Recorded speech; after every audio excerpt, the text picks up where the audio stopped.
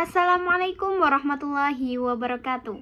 Perkenalkan, saya Alifah Nur Izzatun dari Fakultas Ilmu Agama Islam Program Studi Ekonomi Islam, nomor induk mahasiswa 254230449, akan memaparkan presentasi tugas dari Pendidikan Pancasila mengenai 20 pernyataan, kemudian saya menjawab benar, salah, atau tidak sepenuhnya benar.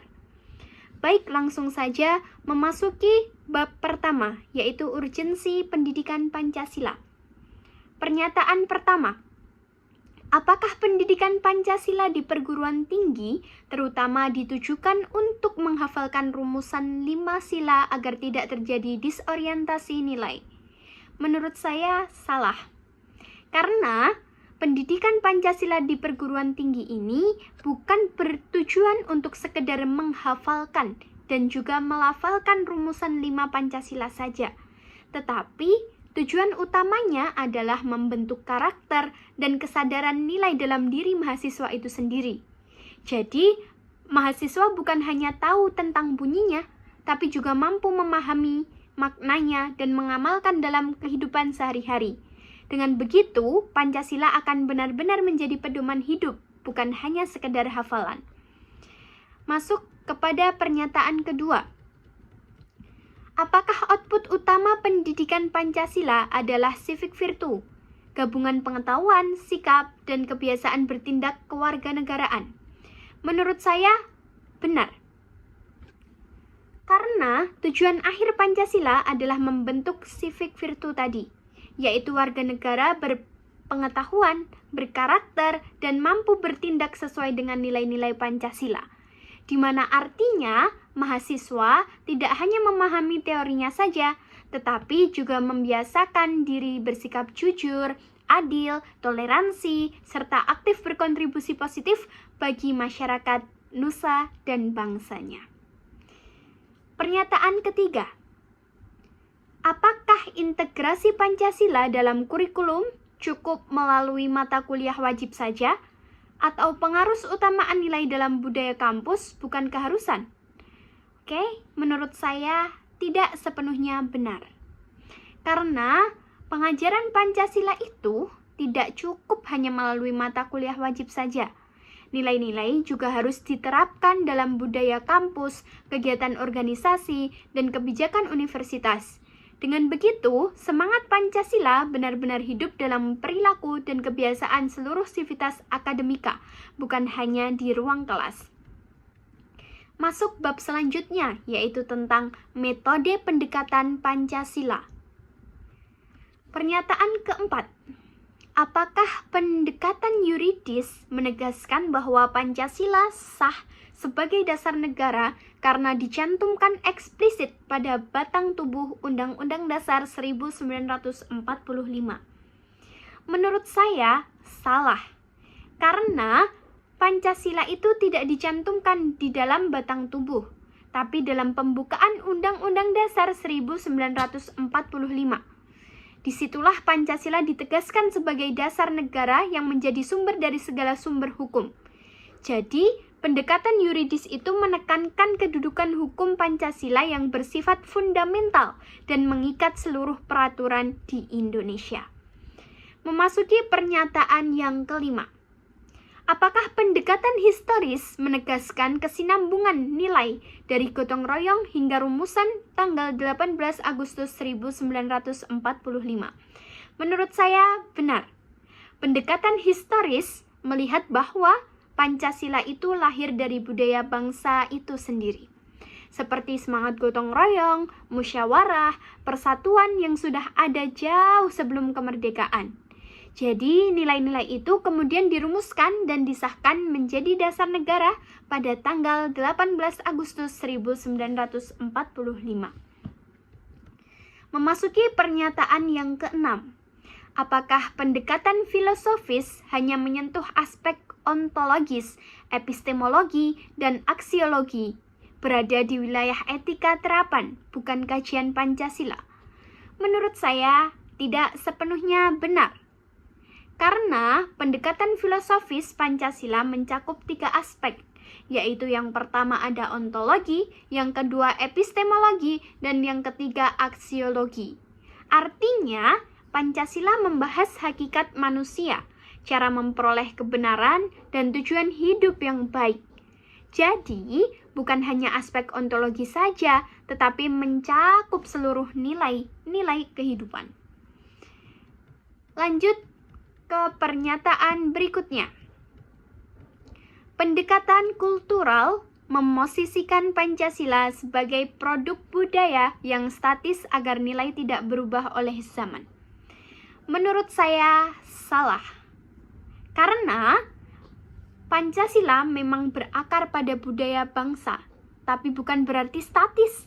Justru nilai-nilainya bersifat dinamis dan adaptif terhadap perkembangan zaman. Dengan pendekatan kultural, Pancasila mampu tetap relevan tanpa kehilangan jati diri kebangsaan.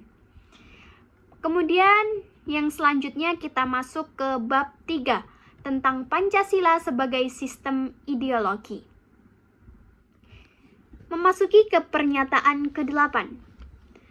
Apakah sebagai ideologi terbuka, Pancasila memiliki nilai dasar yang tetap, sedangkan nilai instrumental praksis adaptif terhadap konteks? Menurut saya benar. Karena sebagai ideologi terbuka, Pancasila ini memiliki nilai dasar seperti ketuhanan, kemanusiaan, dan keadilan yang bersifat tetap. Namun, menerapkannya bisa menyesuaikan dengan perkembangan masyarakat dan tantangan zaman tanpa mengubah makna dasarnya. Memasuki pernyataan ke-9. Apakah karena nilai dasarnya final, ideologi Pancasila tidak memiliki mekanisme koreksi internal dalam praktik kebijakan? Menurutku salah. Karena walaupun nilai dasarnya itu tetap, Pancasila itu tetap punya mekanisme koreksi lewat nilai instrumental dan praksis. Artinya, kalau ada kebijakan yang tidak sesuai dengan nilai keadilan dan kemanusiaan, masyarakat bisa menilai dan mengoreksinya berdasarkan semangat Pancasila. Memasuki pernyataan yang berikutnya. Karena bersifat terbuka, Pancasila tidak layak dipakai sebagai kriteria evaluasi kebijakan publik. Menurutku salah. Justru karena sifatnya terbuka, Pancasila ini bisa kita gunakan dong sebagai alat evaluasi kebijakan publik. Nilai-nilai ketuhanan, keadilan, dan persatuan menjadi dasar untuk menilai apakah kebijakan ini sudah berpihak pada rakyat dan keadilan sosial atau belum. Baik, yang selanjutnya kita memasuki bab 4 mengenai Pancasila sebagai pandangan hidup dan dasar negara. Memasuki pernyataan yang ke-11. Apakah sifat ganda Pancasila antara pandangan hidup dan dasar negara mendasari perannya sebagai sumber etis sekaligus sumber hukum? Menurut saya benar. Karena sebagai pandangan hidup, Pancasila ini memberikan arah moral dan pedoman etika bagi bangsa. Sebagai dasar negara, ia menjadi sumber hukum tertinggi yang menjiwai semua peraturan di Indonesia. Inilah kekuatan ganda Pancasila dalam kehidupan nasional. Memasuki pernyataan yang ke-12. Apakah sebagai dasar negara dan sumber dari segala sumber hukum, kedudukan pembukaan Undang-Undang Dasar 1945 ini secara hierarkis berada di bawah Pancasila? Menurut saya salah.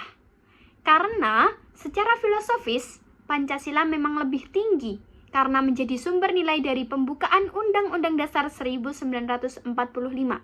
Namun, ketika kita lihat secara hukum, keduanya itu saling menyatu. Pembukaan Undang-Undang Dasar 1945 merupakan tempat di mana nilai-nilai Pancasila itu dituangkan secara resmi. Memasuki pernyataan yang ke-13. Apakah sebagai pandangan hidup, Pancasila ini hanya memberikan horizon tujuan tanpa pedoman praktis? Menurut saya salah. Karena Pancasila bukan hanya memberi arah dan cita-cita suatu bangsa, tetapi juga pedoman praktis dalam kita bertindak. Setiap sila mengandung nilai yang bisa diterapkan langsung dalam kehidupan kita sehari-hari, dari hubungan sosial hingga kebijakan publik. Memasuki bab yang kelima, yaitu tentang Pancasila sebagai sistem filsafat. Pernyataan berikutnya, apakah menurut Noto Nagoro, Pancasila sebagai sistem bersifat organis, hierarkis, dan piramidal? Menurut saya, benar. Karena Noto Nagoro menjelaskan bahwa Pancasila itu membentuk satu kesatuan sistem yang saling menjiwai. Sila pertama menjadi dasar bagi sila-sila berikutnya, membentuk struktur hierarkis dan piramidal yang menggambarkan kesatuan nilai dalam kehidupan berbangsa dan bernegara. Pernyataan berikutnya, secara ontologis, sila-sila berdiri mandiri tanpa saling menjiwai. Menurut saya salah. Karena secara ontologis, sila-sila Pancasila tidak berdiri sendiri. Setiap sila saling berhubungan dan menjiwai satu sama lain. Hierarki dalam Pancasila bukan urutan sejarah, melainkan susunan nilai yang menyatu secara filosofis. Memasuki pernyataan yang berikutnya, epistemologi Pancasila menolak empirisme dan rasionalisme modern.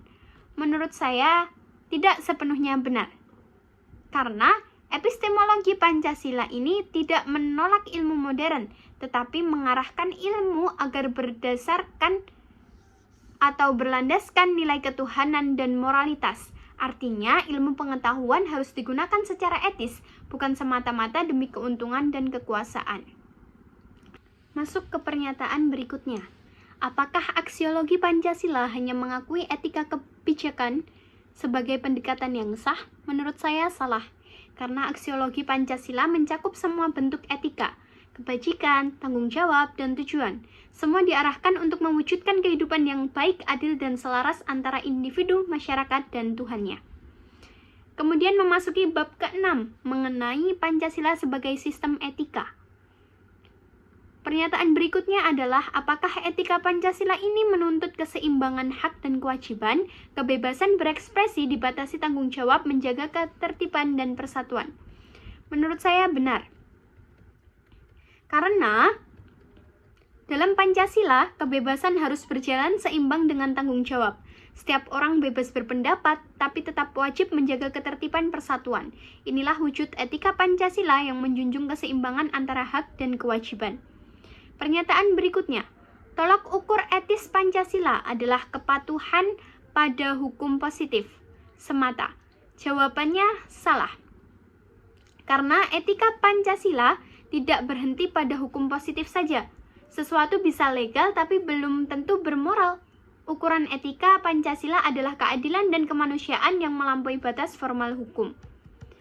Memasuki bab terakhir yaitu bab ke-7 mengenai nilai-nilai Islam dalam Pancasila.